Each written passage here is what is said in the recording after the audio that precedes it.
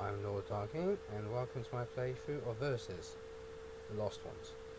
It's what appears to be what will be a multi-chapter book, so to speak, in that what I'm going to be playing through at the moment is what's currently available. That's the prologue, and I think it's the first 10 chapters. Some points a further set of chapters will become available where you can carry on your current story using the name of your character, I think it is, as the save file, so to speak. It's a interesting game from what I've played of it already. I did give it a playthrough just to test how it all works, and unfortunately it's a sound-free game, so to speak, meaning that I'll probably be adding, or have added, a bit of background music just so you're not getting completely bored.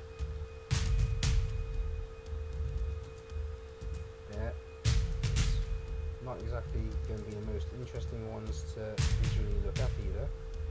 It is pretty much as you see now, white page with a bit of text. Other than that, at various points in the story, you'll get I'll get a question which I have to respond to in how the character that I am would respond to it, so to speak.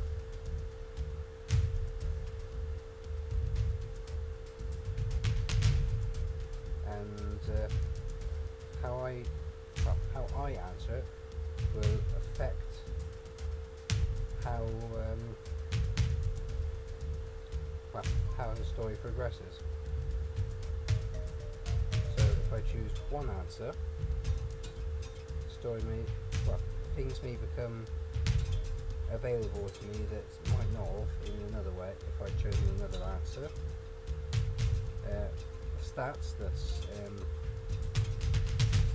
I'll be building up will change as well, so I may not be able to accomplish something going one direction and I might another. It doesn't sound like, saying it like that doesn't make it sound like there'll be vast differences or anything like that, but it can, from what I've seen, have quite an effect on the overall development of your character and such. But enough of that, I'll just start with the game and let you see how it goes. Oh, I will warn you, there is a good chance of bad, very bad voices, just to define the characters as slightly different. On top of that, I have a bad throat at the moment, so it's not going to be the greatest ones anyhow. But I'm going to do my best for you and see if I can't get something to work.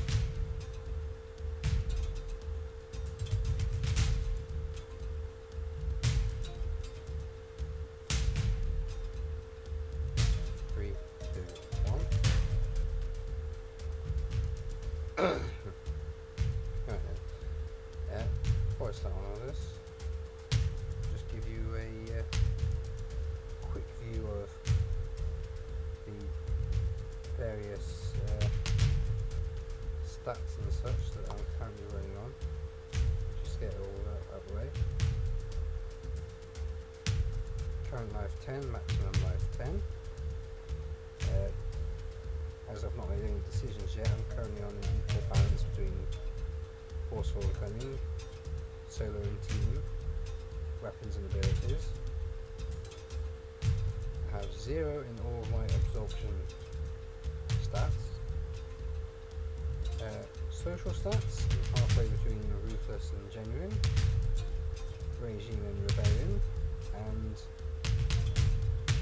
bounty, I'm guessing, is their opinion of you, or how much your connection with them, and the unknowns will be for later characters.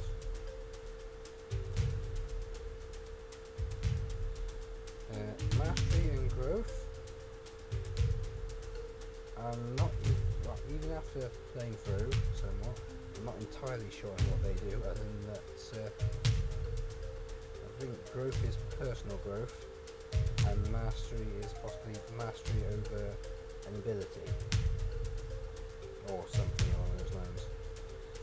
Here you can view more data on achievement structure, so what achievements you've gotten, I think. Mastery, growth, which basically gives a little bit of information on how to improve them, I think it is, or something like that.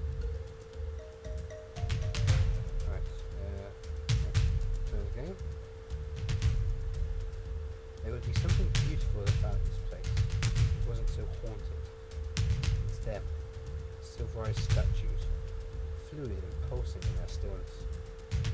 Stretching across the garden hills in tidy rows, there are hundreds of them, each representing a life lost in the strange, foreign planet versus. You haven't decided whether being caught here is a blessing or a curse, but then you've only been here a few days. Up until now it's been nothing but shock and awe, wonder and adventure. Take your present company, for example. You stand beside a devastated android, a coding wedge, and the war-torn commander, the alien air prince and his towering slave, a racing weaponess, and an alien deity.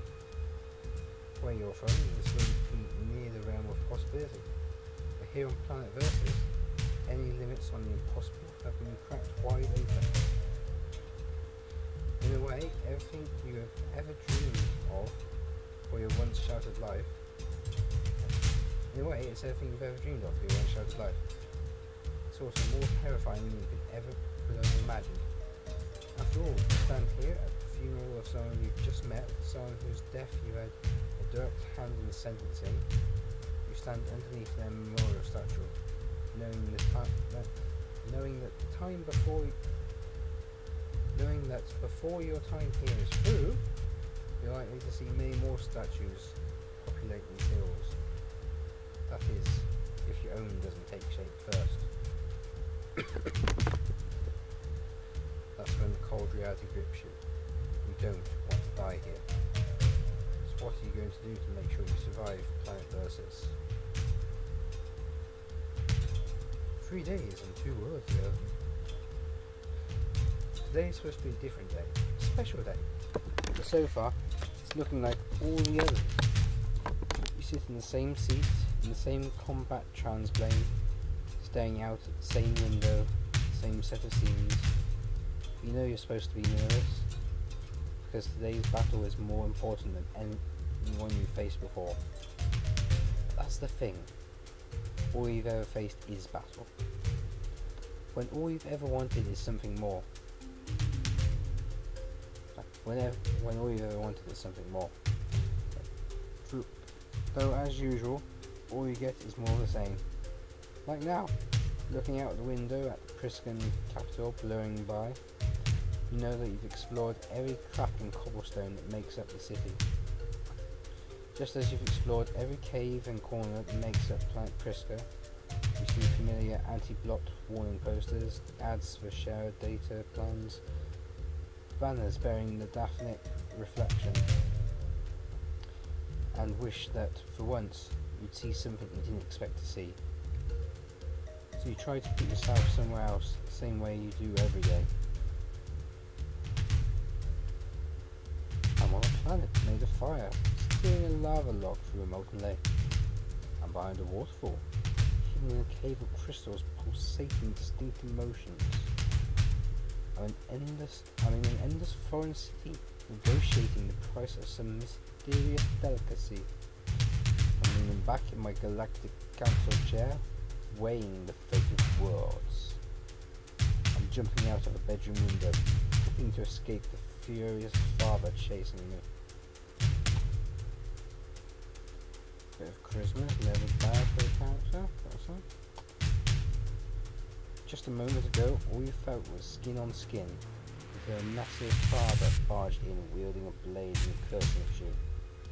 Within seconds, you were flipping across the room and swinging down to the ground, wishing you had remembered to grab your clothes first. This is perhaps your most cherished memory, and you remember it vividly, even though it isn't truly yours. You absorbed it years ago from a stranded pilot who accidentally crash landed in your backyard. You were just a child then, luckily, so the authorities didn't even suspect you had absorbed the memory. But the fact that you did, and you've kept it a secret all these years, breaks two of Priska's most sacred laws. You're pulled from the blasphemous force as your sister, Gilo, hisses your name from the seat next to you. It looks like they have a selection of names that have been pre-selected, or select your own name.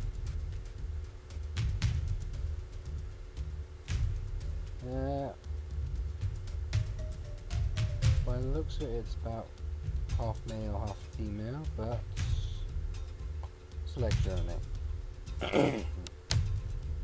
Your first name is Lord Darkane. Entirely unusual name, I must say, but here is my name, and it is what I shall be going with.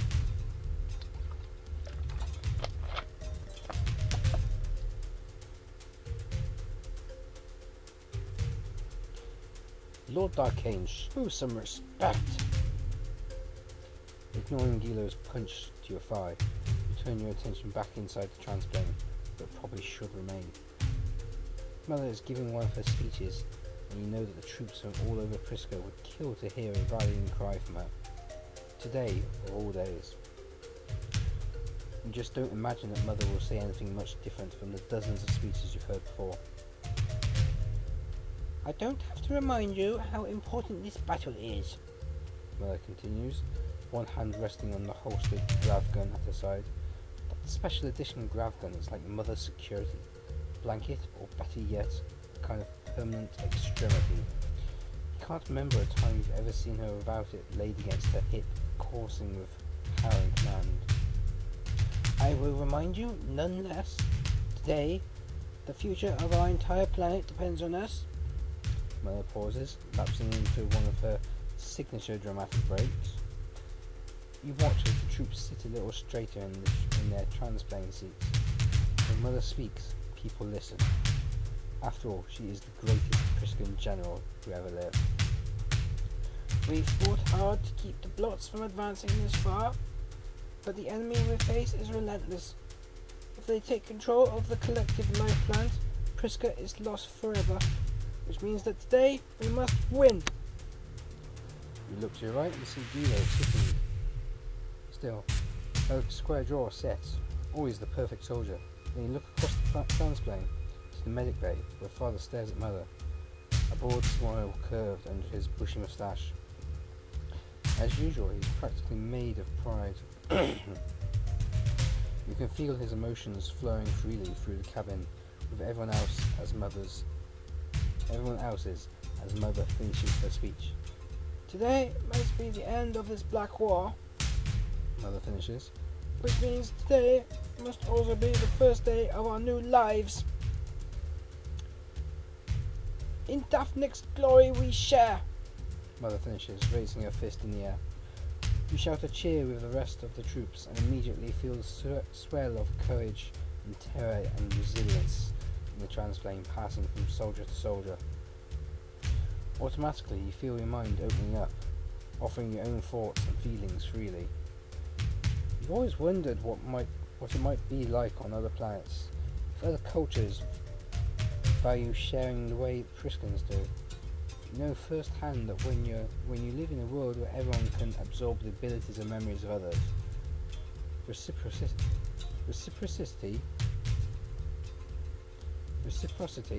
becomes the golden standard. Still, you've always wondered what it would be like to keep things to yourself, what it would feel like to have a mind entirely untouched by others. These are questions that have plagued you your entire life. I suppose you already know a bit of what it's like to withhold. As the emotional share burst builds into a frenzy inside the transplane, you bury your stolen pirate memories deep in the most private pocket of your mind, holding back just enough to keep that part of yourself hidden. Not long after, you stand in a circle with your family in the private command office, reciting the standard pre-war Daphnic reflection. This always makes you think of your very first pre-war reflection, back when you were in grade school, before anyone knew how grave and encompassing the Black Blot War would become. Mother has always been stern, but she was not yet a general to you then. Remember how much younger she looked, before her light great eyes turned entirely to steel. You'd been playing in the pond pool with Gilo, losing at some intricate game she had created with trap balls and floating rings. Whenever the game shifted in your favour, the rules also shifted to suit Gilo, which was fine by you, since you had long since learned to cheat at Gilo's games anyway. She was so loyal and obedient, Gilo didn't even consider the possibility someone might cheat. So she never thought to look for the signs. Though you suppose Gilo cheated in her own way, setting up malleable rules to begin with. Mother would come out into the yard in the middle of the game, dressed in a full Briskin battlesuit armour, which she somehow wore as effortlessly as a summer dress. Father trailed behind her, as he often did, wearing not much more than a smile. Though something was different about Father's smile that day. It took on a laboured quality, like it was stretched too tightly to hold for very long. Father towelled you and Gilo dry before Mother knelt down to speak to you both, smelling of metal and gravity fluid.